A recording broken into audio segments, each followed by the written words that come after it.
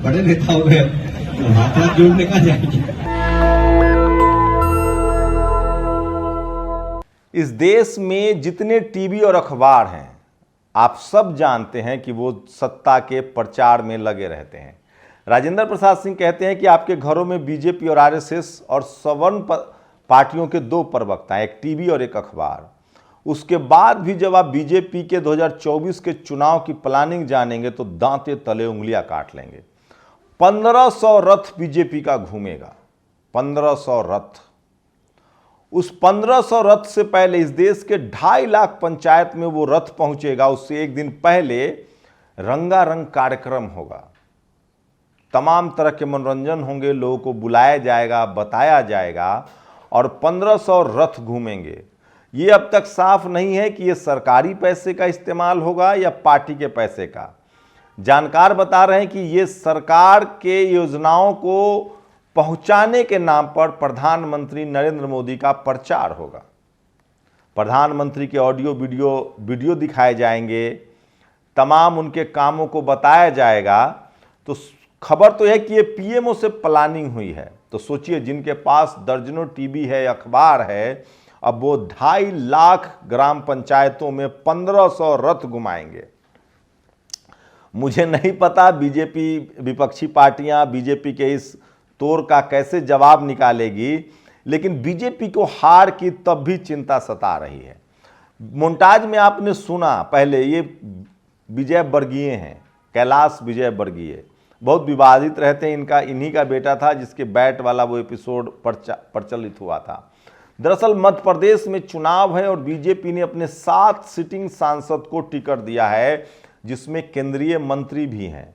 जिसमें एक schedule tribe के मंत्री हैं, फग्गन सिंह कुलस्ते, वो केंद्रीय मंत्री हैं, उनको विधायक का चुनाव लड़ना पड़ेगा।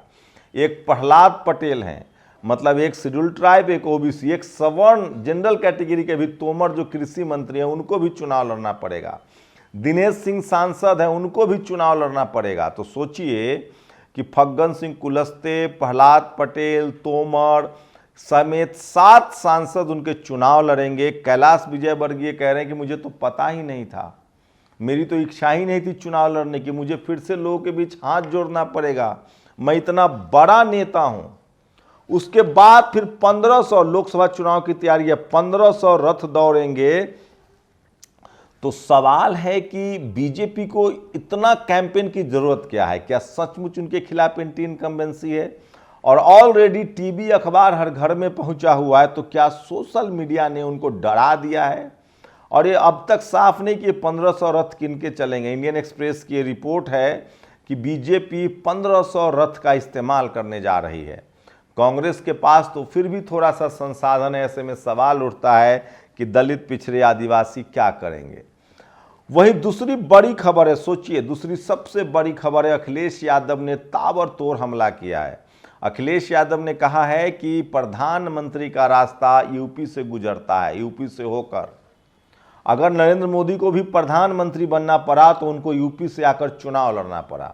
आपको पहले से पता है कि नीतीश कुमार, अखिलेश यादव और तेजस्वी यादव की शानदार ट्विनिंग है, और उसके बाद हेमंत सोरेन की भी ट्विनिंग है। इन 3 ही राज्यों को मिला दे तो 80 और 40 बिहार में है, 80 यूपी में सीटें हैं, मतलब आंकड़ा पहुंचता है 120, और 14 झारखंड, 134 सीट तो यहीं से होते हैं।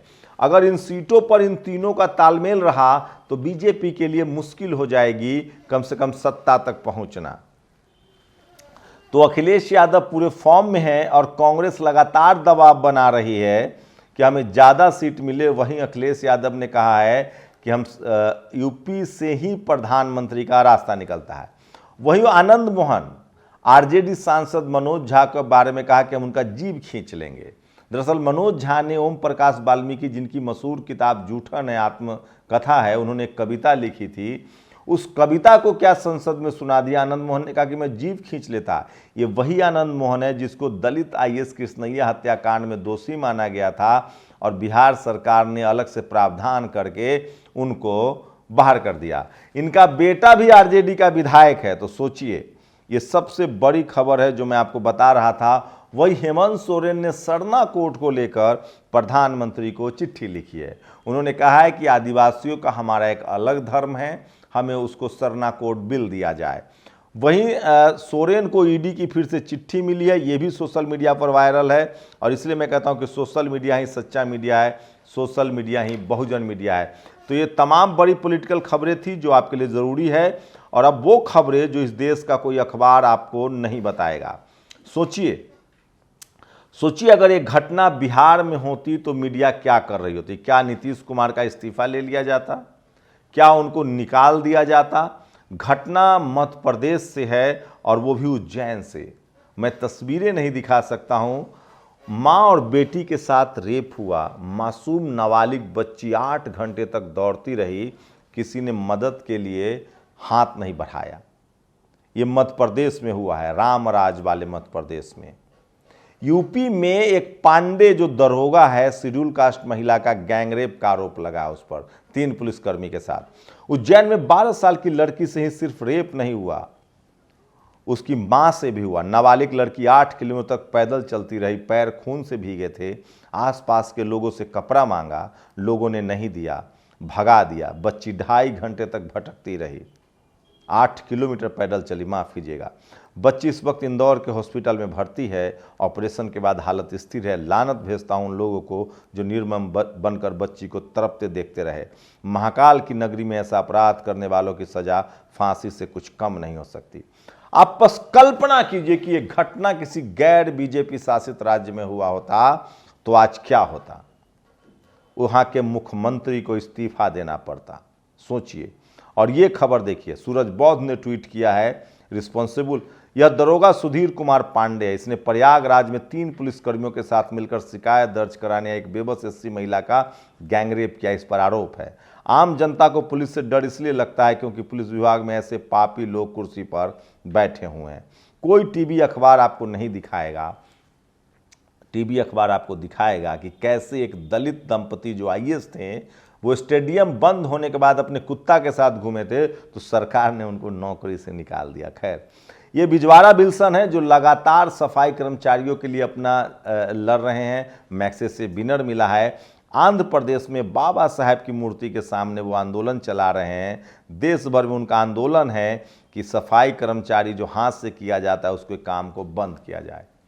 और दिलीप मंडल ने एक सुझाव दिया है, दलित, वंचित, किसान, शोषित समुदाय के लोगों को किसी भी तरह के हिंसक आंदोलन में शामिल नहीं होना चाहिए।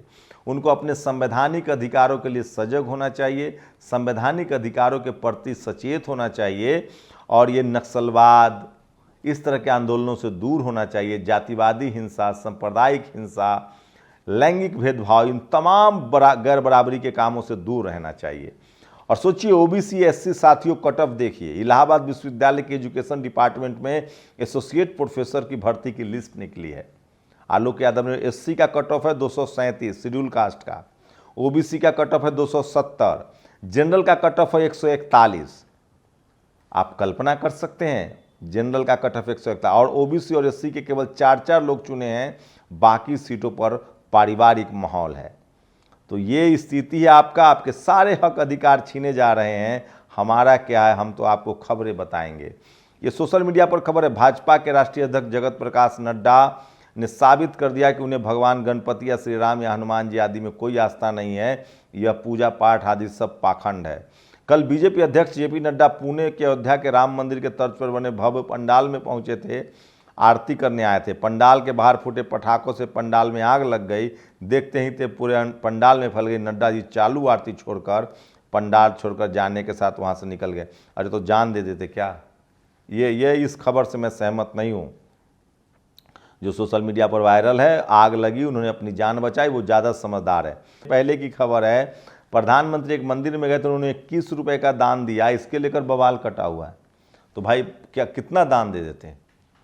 और आज ही के दिन 27 सितंबर 1951 को डॉक्टर अम्बेडकर ने हिंदू कोड बिल पर चल रही बहस के बाद संसद से अपना इस्तीफा दे दिया था। सोचिए, ऐतिहासिक दिन है, इसको याद रखिए। और बुलडोजर सिस्टम के खिलाफ कानून बनाया सुप्रीम कोर्ट। दुष्यंत, अब ये फैशन हो गया, देखते हैं कानून बनता है कि नहीं। मुख्यमंत्री हेमंत सोरेन को ईडी का 5वां सम्मन। तो सोचिए किस तरह से दलित पिछड़े आदिवासियों को रोज़ सम्मान दिया जाता है, आप समझ सकते हैं। और मैं यह पोस्ट पढ़कर आपकी मानसिक स्थिति समझ सकता हूँ। आप पीडीए से घबराए हुए हैं, तो सोचिए किस तरह से अखिलेश यादव लगातार हमलावर हैं, हमला कर रहे हैं। और आकाश आनंद लगातार हरियाणा में थे। आज ये तस्वीरें देखिए, अपनी पार्टी को स्ट्रेंथन करने के लिए वो हरियाणा में हैं। और कल से मेनका गांधी का वो वीडियो वायरल है जिसमें उन्होंने इस्कॉन पर बड़े आरोप लगाए थे कि किस तरह से वहाँ गाय के नाम पर, गौशाला के नाम पर लूट हो रही। और बिहार में जो शेड्यूल कास्ट महिला के साथ अत्याचार हुआ था, फिलहाल आरोपियों को गिरफ्तार कर लिया गया है। तो ये तमाम बड़ी खबरें थी जो सोशल मीडिया पर वायरल है। आप अपनी प्रतिक्रिया जरूर दीजिए। शुक्रिया। नेशनल दस्तक की आपसे गुजारिश है कि अगर इसको बचाना चाहते हैं तो नेशनल दस्तक को सब्सक्राइब करने के लिए रेड कलर के सब्सक्राइब बटन को दबाएं, फिर बेल आइकन की घंटी दबाएं। नेशनल दस्तक को बचाने के लिए बहुत जरूरी है कि हर खबर को शेयर करें, लाइक करें, कमेंट जरूर करें।